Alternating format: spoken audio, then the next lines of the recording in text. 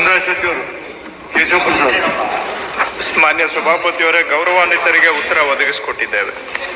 ಮಾನ್ಯ ಸಭಾಪತಿಗಳೇ, ನನ್ನ ಪ್ರಶ್ನೆ ಈ ಗ್ರಾಮ ಆಡಳಿತಾಧಿಕಾರಿಗಳಿಗೆ ಅವರ ಚಾವಡಿಗಳು ಶಿಥಿಲಗೊಂಡಿದೆ, ಹಾಗಾಗಿ ಅದು ಏನ್ ಮಾಡಿದ್ದೀರಿ ಅಂತ ಕಂಡ್ರೆ ಪರಿಶೀಲಿಸಲಾಗುವುದು ಮೊದಲನೇದಕ್ಕೆ. ಎರಡನೇದು, ವಿಜಯಪುರ ಜಿಲ್ಲೆಗೆ ಸ್ಪೆಸಿಫಿಕ್ ಆಗಿ ಕೇಳಿದ್ದೀನಿ, ಅಲ್ಲೂ ಕೂಡ ನಿರ್ಮಿಸುವ ಬಗ್ಗೆ ನಿಯಮಾನುಸಾರ ಪರಿಶೀಲಿಸಲಾಗುವುದು ಎರಡನೇ ಪ್ರಶ್ನೆಗೆ. ಮೂರನೇದು, ಉತ್ತರ ಕೇಳಿ. ಅದಕ್ಕೆ ಕೇಳ್ತೀನಿ, ಅದಕ್ಕೆ ಹೇಳ್ತಾ ಇದ್ದೀನಿ. ಅವ್ರು ಹೇಳ್ಬೇಡ, ನೀನು ಉತ್ತರ ಕೇಳಿ. ಅವ್ರು ಕೊಟ್ಟದಕ್ಕೆ ಆ ಪ್ರಶ್ನೆಗಳು ಉತ್ತರ ಇದು ಯಾವುದು ಕೂಡ ಸಮರ್ಪಕವಾದಂತ ಉತ್ತರ ಅಲ್ಲ, ಮತ್ತೆ specifically to the point answering ಇಲ್ಲ. ಹಾಗೇನೆ ಮೂರನೇದ್ರಲ್ಲೂ ಕೂಡ ಚಾವಡಿಗಳೇ ಇಲ್ಲದೆ ಇರುವಂತ ಜಾಗದಲ್ಲಿ ಇದನ್ನೆಲ್ಲ ಕೊಟ್ಟಿದ್ದೀವಿ ಅಂತ ಎಲ್ಲಿ ಇಟ್ಕೋತಾರ ಅವರು ಅನ್ನೋದಕ್ಕೆ ಉತ್ತರ ಬೇಕು ನನಗೆ. ಮಾನ್ಯ ಸಭಾಪತಿಯವರೇ, ತಮಗೆ ಗೊತ್ತಿರೋ ಹಾಗೆ ಕರ್ನಾಟಕದಲ್ಲಿ ಸುಮಾರು 6,500-7,000 ವಿಲೇಜ್ ಅಕೌಂಟೆಂಟ್, ಕೆಲವು ಕಡೆ ಸರ್ಕಲ್ ಅಂತ ಕರೀತಾರೆ, ಕೆಲವು ಕಡೆ ಸಾಜಾ ಅಂತ ಕರೀತಾರೆ, ಇದಾವೆ. ಈಗ ಇವು ಎಲ್ಲ 50, 100, 200 ವರ್ಷದಿಂದ ಇರುವಂತಹ ಸರ್ಕಲ್ಸ್ ಇವು. ಈಗ ಸಡನ್ ಆಗಿ ಅವಕ್ಕೆಲ್ಲ ನೀವು ಇನ್ಫ್ರಾಸ್ಟ್ರಕ್ಚರ್ ಮಾಡಬೇಕು ಅಂತ ಹೇಳಿದ್ರೆ ಇಷ್ಟು ದಿನ ಯಾಕೆ ಇದೆಲ್ಲ ಆಗ ಕಾಲಕ್ಕೆ ಆಗಿದ್ದಿದ್ರೆ ಒಂದೇ ಬಾರಿ ನಾವು ಕಮಿಟ್ಮೆಂಟ್ ಮಾಡೋದು ಕಷ್ಟ. ಹಾಗಾಗಿ ನಾವು ಮಾಡೋಣ ಅದಕ್ಕೆ ಅಂತ ಹೇಳಿದ್ದೇವೆ. ಈಗ ಅವರು ಕೇಳಿದ್ದಾರೆ, ಇದಕ್ಕೆ ಒಂದು ಸೌಲಭ್ಯ ಸೂಕ್ತ ಆಗಬೇಕು ಅಂತ ಅವರ ಬೇಡಿಕೆಯನ್ನ ನಾವು ಒಪ್ತೇವೆ. ಅದಕ್ಕೆ ಇದನ್ನ ಸರ್ಕಾರದಲ್ಲಿ ನಾವು ಚರ್ಚೆ ಮಾಡಿ, ನಾನು ಮತ್ತೆ RDPR ಸಚಿವರು ಇಬ್ಬರು ಕೂತ್ಕೊಂಡು ವಿಚಾರ ಮಾಡಿ, ಈಗ ಈ ಗ್ರಾಮ ಲೆಕ್ಕಾಧಿಕಾರಿಗಳು, ಈಗ ಅವ್ರನ್ನ ಗ್ರಾಮ ಆಡಳಿತ ಅಧಿಕಾರಿ ಅಂತ ಕರಿತೇವೆ, ವಿಲೇಜ್ ಅಡ್ಮಿನಿಸ್ಟ್ರೇಟಿವ್ ಆಫೀಸರ್, ಅವ್ರಿಗೂ ಕೂತ್ಕೊಳ್ಳೋದಕ್ಕೆ ಒಂದು ಒಳ್ಳೆ ಸೌಲಭ್ಯ ಸಿಗಬೇಕು, ಹಾಗೂ ಜನಗಳಿಗೂ ಕೂಡ ಕೈಗೆ ಸಿಗುವಂಗ ಆಗ್ಬೇಕು.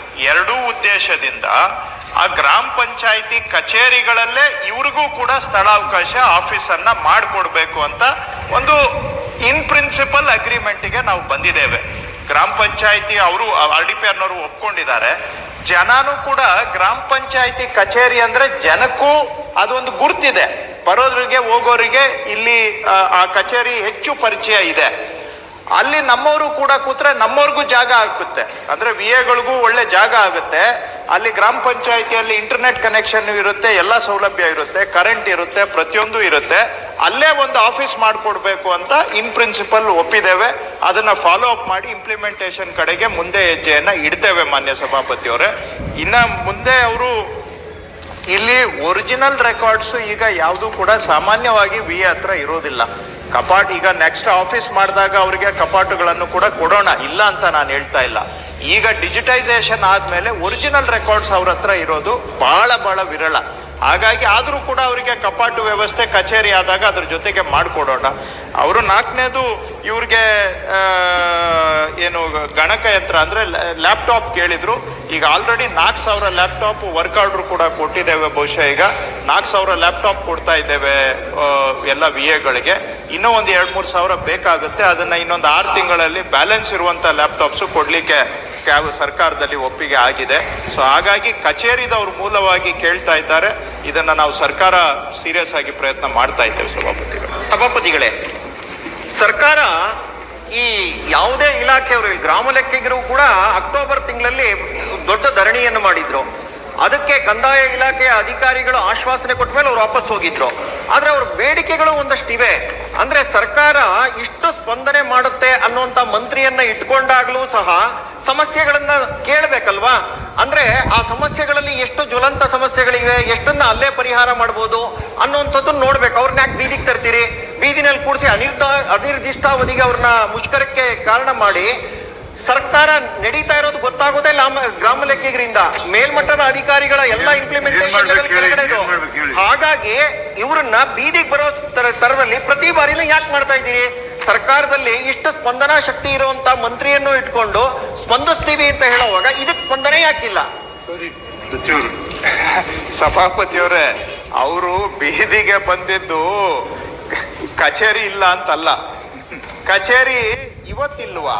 ಯಾವತ್ತಿಂದ ಇಲ್ಲ ಕಚೇರಿ? ಆವತ್ತು ಯಾಕೆ ಬೀದಿಗೆ ಬರಲಿಲ್ಲ?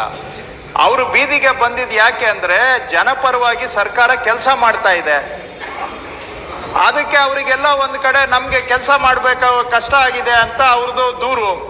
ಉದಾಹರಣೆಗೆ ಹೇಳ್ತೇನೆ, ನಾವು ಅವ್ರದ್ದು ಪಾಯಿಂಟ್ ಬೈ ಪಾಯಿಂಟ್ ಎಲ್ಲ ಇಶ್ಯೂಸ್ ಈಗ ಸಭಾಪತಿಯವರು 4-5 ನಿಮಿಷ ನಿಗದಿ ಮಾಡಿರೋದ್ರಿಂದ ನಾನು ಡೀಟೇಲ್ಗೆ ಹೋಗೋದಿಲ್ಲ. ಪಾಯಿಂಟ್ ಬೈ ಪಾಯಿಂಟ್ ಅವ್ರ ಹತ್ರ ನಾವು ಚರ್ಚೆ ಮಾಡಿದ್ದೇವೆ. ಅವ್ರದ್ದು ಮೂಲಭೂತವಾಗಿ ಎಲ್ಲಿ ಅವ್ರದ್ದು ಅಂದ್ರೆ ಈ ಪಾವತಿ ಖಾತೆ ಬದಲಾವಣೆಯನ್ನ ವಾರ್ಸ ಅಂತಾರೆ ಉತ್ತರ ಕರ್ನಾಟಕದಲ್ಲಿ. ಇದನ್ನ ನೀವು ಆಂದೋಲನ ಮಾದರಿಯಲ್ಲಿ ಮಾಡಬಾರ್ದು, ಬರೀ ಕೇಸ್ ಬೈ ಕೇಸ್ ಮಾಡುವಂಗಿರ್ಬೇಕು, ಕ್ಯಾಂಪೇನ್ ಮೋಡಲ್ಲಿ ಮಾಡಬಾರ್ದು. ಏನ್ ಪಾವತಿ ಖಾತೆ ಆಂದೋಲನ ಸಭಾಪತಿಯವರೇ, ತಮ್ಗೆ ಗೊತ್ತಿದೆ ರಾಜ್ಯದಲ್ಲಿ 51,88,000 ಕೃಷಿ ಭೂಮಿಗಳು ಮೃತರಾಗಿರುವವರ ಹೆಸರಿನಲ್ಲಿದ್ದಾವೆ. ಅದಕ್ಕೆ ಜಮೀನಿನ ಸಂಬಂಧಪಟ್ಟ ಹಾಗೆ ಕುಟುಂಬದಲ್ಲಿ ವ್ಯಾಜ್ಯ ಇರೋದು ಇರಬಹುದು, ಆದ್ರೆ ಒಟ್ಟಾರೆ ಇಷ್ಟು ಜಮೀನುಗಳು ಮೃತರಾಗಿರುವವರ ಹೆಸರಿನಲ್ಲಿರೋದು ಯಾರಿಗೆ ಶೋಭೆ ತರುತ್ತೆ ಸ್ವಾಮಿ? ಒಂದೊಂದು ಪಾವತಿ ಖಾತೆಗೆ ಜನ ಅಲಿಬೇಕಾಗಿದೆ. ಯಾವುದೋ ಹಳ್ಳಿಯಿಂದ ನನ್ನ ಕಚೇರಿಗೆ, ನನ್ನ ಮನೆಗೆ ಹುಡ್ಕೊಂಡು ಬರ್ತಾರೆ. ಇವುಗಳನ್ನೆಲ್ಲ ಕ್ಯಾಂಪೇನ್ ಮೋಡಲ್ಲಿ ಪಾವತಿ ಖಾತೆ ಆಂದೋಲನ ಮಾಡಬೇಕು ಅಂತ ಹೇಳಿದಾಗ ಅವ್ರದ್ದು ಫಂಡಮೆಂಟಲ್ ತಕರಾರು ಅದಕ್ಕೆ ಬಂದಿದ್ದು, ಮಾಡಬಾರ್ದು ನೀವು ಅಂತ. ಆ ವಿಷಯ ಅಷ್ಟೇ, ಅದಕ್ಕೆ ಅವರು ಹೋರಾಟ ಮಾಡಿದ್ದು. ಆದ್ರೆ ನಾವು ಅವರಿಗೆ ಕನ್ವಿನ್ಸ್ ಮಾಡಿದ್ದೇವೆ, ನೋಡಪ್ಪ ನೀನಿರೋದು ನಾವಿರೋದು ಜನಗಳಿಗಾಗಿ ನಾವಿರೋದಪ್ಪ, ಕೆಲಸ ಮಾಡೋದಕ್ಕೆ ಇರೋದು ನಾವು ಅಂತ. ಅವ್ರು ಹೇಳ್ತಾರೆ 5 ಗಂಟೆ ಮೇಲೆ ಕೆಲಸ ಮಾಡಿಸ್ಬಾರ್ದು ಅಂತ. ನೀವು 5 ಗಂಟೆ ಮೇಲೆ ಕೆಲಸ ಮಾಡೋದಿಲ್ವಾ? ನಾನಂತೂ ಮಾಡ್ತೇನೆ. ಮುಖ್ಯಮಂತ್ರಿಗಳು ಭಾನುವಾರ ಕೆಲಸ ಮಾಡೋದಿಲ್ವಾ? ಸಭಾಪತಿಗಳು ಭಾನುವಾರ ಕೆಲಸ ಮಾಡೋದಿಲ್ವಾ? ಎಲ್ಲ ನಾವಿರೋದು ಅಲ್ಟಿಮೇಟ್ಲಿ ಅವರ ಹಿತರಕ್ಷಣೆಗೆ ಸರ್ಕಾರ ಬದ್ಧ ಇದೆ. ಆದ್ರೆ ನಾವೆಲ್ಲ ಇಲ್ಲಿ ಇರೋದು ಜನ ಸೇವೆಗಾಗಿ, ಅದನ್ನ ಮರೀಲಿಕ್ಕೆ ಸಾಧ್ಯ ಇಲ್ಲ. ಅದನ್ನ ಗಮನದಲ್ಲಿಟ್ಕೊಂಡು ಅವರ ಸಮಸ್ಯೆಗಳಿಗೆ ಪರಿಹಾರ ಕೊಡುವಂತ ಕೆಲಸ ಖಂಡಿತವಾಗಿ ನಾವು ಸಕಾರಾತ್ಮಕವಾಗಿ ಮಾಡ್ತೇವೆ ಸಭಾಪತಿಗಳೇ. ಅವರು ನಮ್ಮವರೇ. ಒಂದು ಸಲಹೆ ಬಂದಿತ್ತು, ಎಸ್ಮಾ ಜಾರಿ ಮಾಡಿ ಇವ್ರನ್ನ ಇಲ್ಲಿಗಲ್ ಡಿಕ್ಲೇರ್ ಮಾಡಿ ಅಂತ. ನಾನು ಹೇಳಿದೆ ಬೇಡ, ಅವರು ನಮ್ಮವರೇ, ಅವ್ರನ್ನ ಏನಿದೆ ಮಾತುಕತೆ ಮುಖಾಂತರ ಬಗೆಹರಿಸೋಣ ಅಂತ. ಹಾಗಾಗಿ ನಿಜ ಅವರು ನಮ್ಮ ವ್ಯವಸ್ಥೆಗೆ ಬೇಕಾಗಿರುವಂತವರು, ಜನಕ್ಕೂ ನಮಗೂ ಕೊಂಡಿ ಆಗಿರ್ತಕ್ಕಂಥವ್ರು. ಅವರನ್ನ ನಿರ್ಲಕ್ಷ್ಯ ಮಾಡುವ ಯಾವ ಮನೋಭಾವನೂ ಸರ್ಕಾರಕ್ಕೆ ಇಲ್ಲ.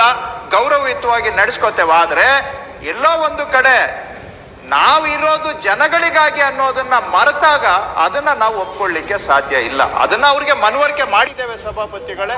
ಅವರು ಕೂಡ ನಿರಶನ ಎಲ್ಲ ಬಂದ್ ಮಾಡಿ ಇವತ್ತು ಜೊತೆಗೂಡಿ ನಾವು ಕೆಲಸ ಮಾಡ್ತಾ ಇದ್ದೇವೆ. ಅವರ ನಿಜವಾದ ಇಶ್ಯೂಗಳನ್ನ ಸಾಲ್ವ್ ಮಾಡ್ತೇವೆ. ನಾನು ಆಗ್ಲೇ ಹೇಳಿದೆ, ಕಚೇರಿದಿದೆ, ಅದಕ್ಕೊಂದು ಆಕ್ಷನ್ ಪ್ಲಾನ್ ಹಾಕೊಂಡಿದ್ದೇವೆ. ಖಂಡಿತ ಅದ್ರ ಕಡೆಗೆ ಗಮನ ಕೊಡ್ತೇವೆ. ಬೇರೆ ಅವರ ನ್ಯಾಯಯುತ ಬೇಡಿಕೆಗಳನ್ನು ಈಡೇರಿಸೋದಕ್ಕೆ ಸರ್ಕಾರ ಬದ್ಧವಾಗಿದೆ ಸಭಾಪತಿ. ಆಮೇಲೆ ಅನಿಲ್ ಕುಮಾರ್